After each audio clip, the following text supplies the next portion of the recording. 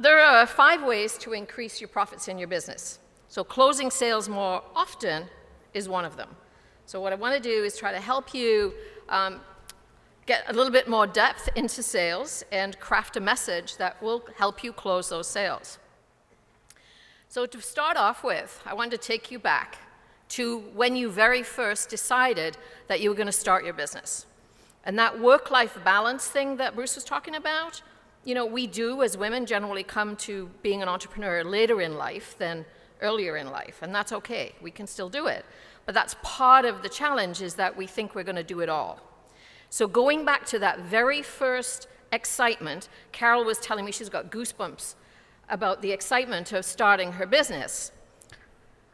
At that point in time, people around you, or the gremlins in your head, were saying all the things that weren't going to go right.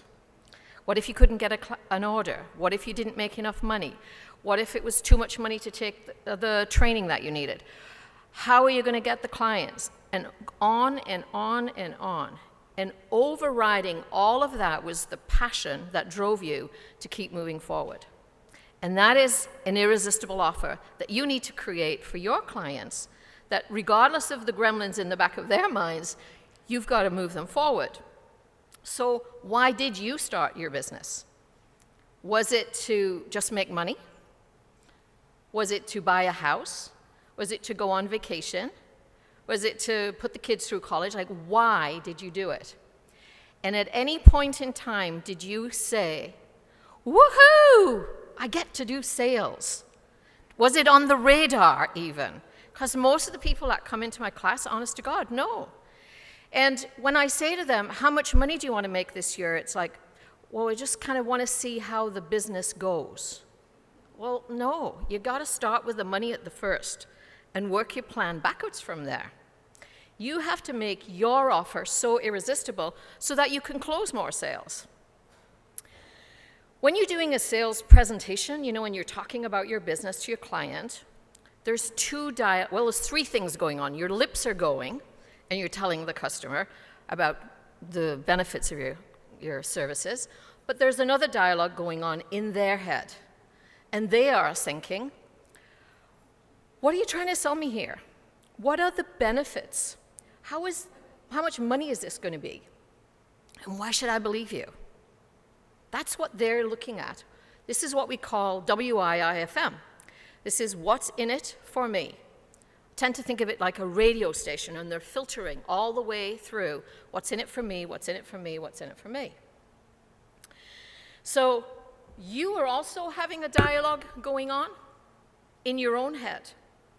You are looking at the facial expressions and saying, oh my God, I wonder if they like me.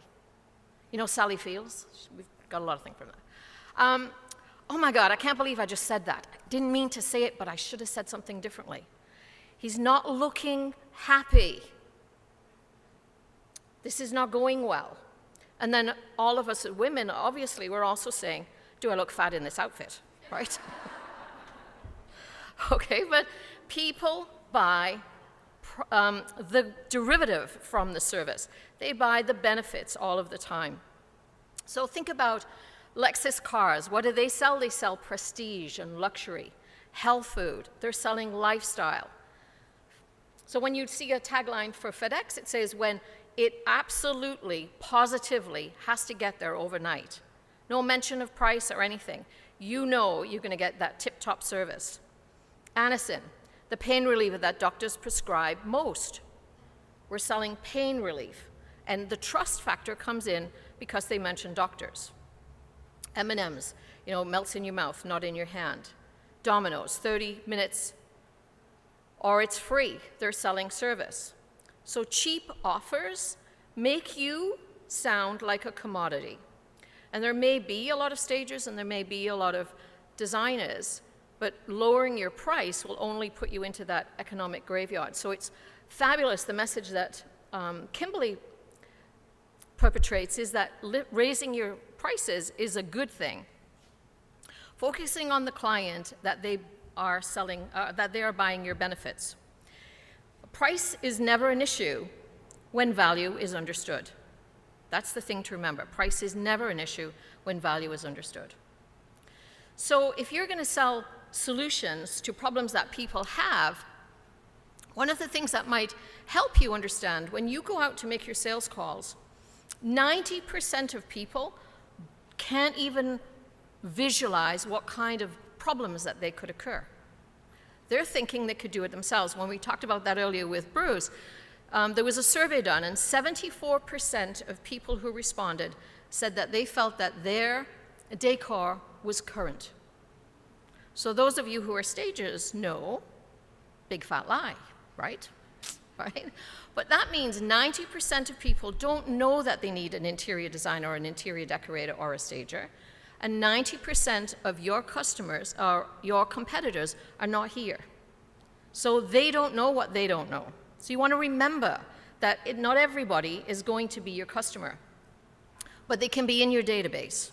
So everybody you meet are going to go into your database, but you can't service them at the same level. 7% of people may be vaguely aware that there could be a problem. If they decide to move ahead without you, perhaps they might think, well, maybe the wrong color slate will come in, but they don't know about the nightmares of installation, right? And those kinds of things. But these people are still not looking for a solution. There's only 3% of people at any given time who actively are seeking a solution to problems that they know they have. So if I had a magic wand and I could give you the bullet to find those 3%, you know, we'd all be rich. It would be amazing. But look at this as your database. If you have 100 people in your database, then 90% of them don't know how much they need you. 7% are on the fence, and 3% know that they need you and are actively seeking a solution. So if you think this as a ABC kind of category, you would work on your A clients the most. You would be in contact with them. You would be sending them your messages, because most of the time with marketing, people need 7 to 20 times before they're motivated to action. So really, in your business, and as in your competitor's business, there's two major forces that you need to pay attention to. You want to get attention, so that's your marketing. Marketing are all the things that you do to get attention, to get the customer's attention. And then you want to make a profit. Now, you don't have to be better than your competition, but you do have to be different. So what are your differentiators? And some of the things that you're doing at the conference are going to help you with that. TOMA is top of mind awareness. Top of mind awareness is you want to be the person when those 90% of people figure out that they need you, that you're the one that they call. And the only way you can do that is if you keep in touch with them.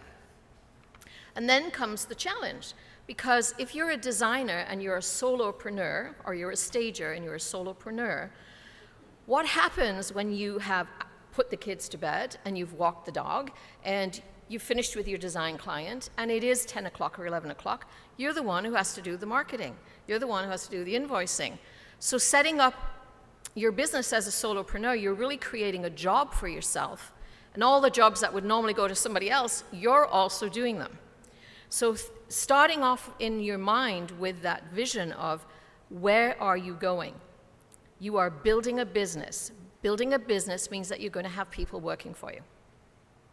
There's an organization called 123employee.com, which are virtual assistants, and for $350 a month, you can get 40 hours of virtual assistant with the skill sets that you want to help you.